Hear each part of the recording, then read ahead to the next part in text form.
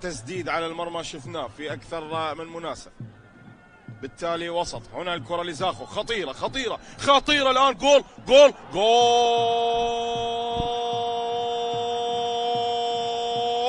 هدف اللقاء الأول الآن لمصلحة زاخو. أمجد عطوان، أمجد عطوان بإمضاء جميل، بحركة لعب ممتعة، بتواصل مثالي على مستوى منتصف الميدان، وتمريرات مستمرة. وكنا قبل ذلك نبحث عن الهدف، قبلة على الجبين وقبلة في وسط العين. هكذا هو أمجد عطوان، وهكذا هي الصورة. أخذ له مكان ممتاز وحط الكرة في مرمى نوروز بهدف اللقاء الأول لمصلحة زاخو، وثاني أهداف أمجد عطوان مع الفريق في هذا الموسم.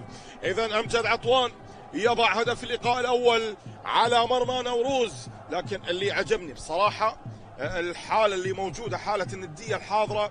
المباراة كنا نقول وسط، الآن اعتلى مستواها بشكل مثالي، لكن شوف التمرير، وأمجد بكل الخبرة عبرها بشكل مثالي بخلف المدافعين، توصل ناحية ستيفن بافور داخل منطقة جزاء بالراس، جول. الله الله الله الله، الله تحولت إلى ركلة مرمى. الله الله الله الله، بأولى اللمسات.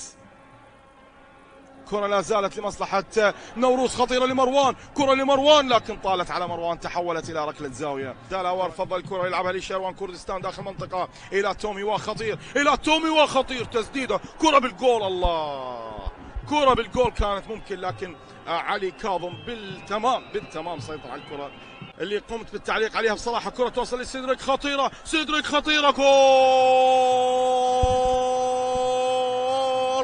هدف اللقاء الثاني الآن لمصلحة زاخو بالضربة القاضية، زاخو بالضربة القاضية، سيدريك سيدريك سيدريك سيدريك. هدف اللقاء الثاني بزاوية مثالية، بوضعية مثالية، بحالة مثالية بالنسبة لفرانك سيدريك، بالضربة القاضية يقضي على آمال نوروز ويحقق هدف ثاني لزاخو بالأثناء اللي كنت أصف واللي كنت أتحدث بأنها المباراة الأمتع، بواحدة من أمتع المباريات اللي قمت بالتعليق عليها. شوف التمريرة من خلف المدافعين، والكرة اللي اللوب